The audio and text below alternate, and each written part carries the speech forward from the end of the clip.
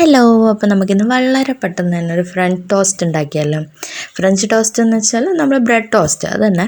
അപ്പോൾ വളരെ സിമ്പിളായിട്ട് നല്ല നല്ല നല്ല സ്മൂത്തായിട്ടുള്ള നല്ല സൂപ്പറായിട്ടുള്ള ഫ്രഞ്ച് ടോസ്റ്റ് എങ്ങനെ ഉണ്ടാക്കാൻ നോക്കാം. അപ്പോൾ അതിന് വേണ്ടിയിട്ട് ഞാനൊരു ബൗൾ എടുത്തിട്ടുണ്ട്.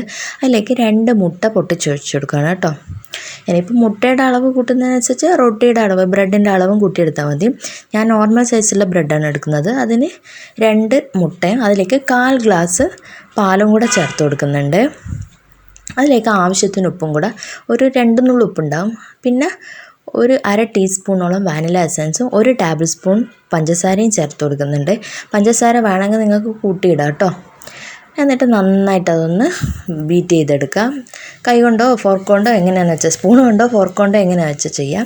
എന്നിട്ട് അതൊരു പാത്രത്തിലേക്ക് ഒഴിച്ചു കൊടുക്കുക. കാരണം നമുക്ക് പരന്ന പാത്രത്തിലാവുമല്ലോ പെട്ടെന്ന് നന്നായിട്ട് ബ്രെഡൊക്കെ മുക്കിയെടുക്കാൻ വേണ്ടിയിട്ട് സൗകര്യം ഉണ്ടാവും.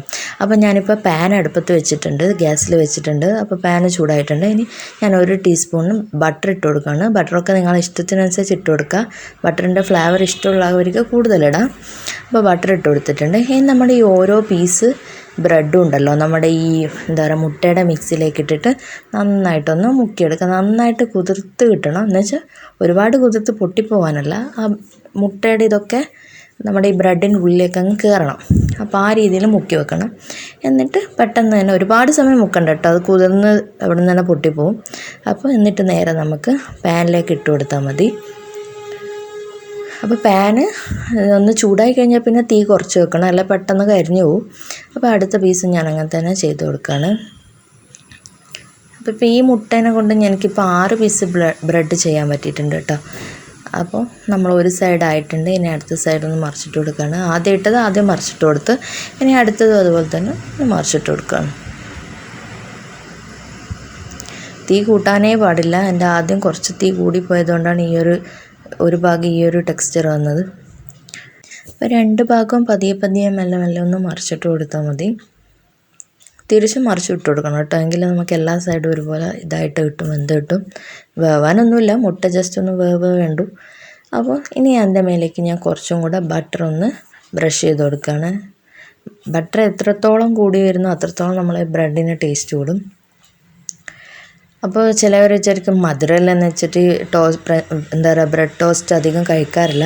എന്ന് വെച്ചാൽ അങ്ങനെ മധുരമൊന്നുമില്ല, സാധാരണ ഒരു നോർമൽ അത്രയേ ഉള്ളൂ. ഇനി മധുരം വേണ്ടാന്നുണ്ടെങ്കിൽ മധുരം നിങ്ങൾക്ക് അവോയ്ഡ് ചെയ്തിട്ട് ഉപ്പ് സാധാരണ രീതിയിൽ ഇട്ട് കൊടുക്കാം. അപ്പോൾ ഞാനിപ്പോൾ ബട്ടർ തേച്ചതിന് ശേഷം അതിൻ്റെ മേലേക്ക് കുറച്ച് ജസ്റ്റ് ഒരു ഭംഗിക്ക് വേണ്ടിയിട്ട് കുറച്ച് കുരുമുളക് പൊടിയും കൂടെ ഇട്ട് കൊടുക്കുന്നുണ്ട്. തികച്ചും ഓപ്ഷണലാണ്. അപ്പം നമ്മുടെ ബ്രെഡ് ടോസ്റ്റ് ഇവിടെ റെഡി ആയിട്ടുണ്ട്. നമുക്കിനി ഇത് പാത്രത്തിലേക്ക് എടുത്ത് മാറ്റാം. എന്നിട്ട് അടുത്ത സെറ്റ് ഇതുപോലെ തന്നെ വച്ചെടുക്കാം. നല്ല ക്രിസ്പി, കാണുമ്പോൾ നല്ല ക്രിസ്പി ആയിട്ട്, പക്ഷേങ്കിൽ നല്ല സോഫ്റ്റ് ആയിട്ടുള്ള ആ ഒരു രീതി ടെക്സ്ചറിലാണ് കിട്ടിയിരിക്കുന്നത് കേട്ടോ. അപ്പോൾ ഞാൻ അടുത്ത സെറ്റ് ഇട്ട് കൊടുത്തിട്ടുണ്ട്.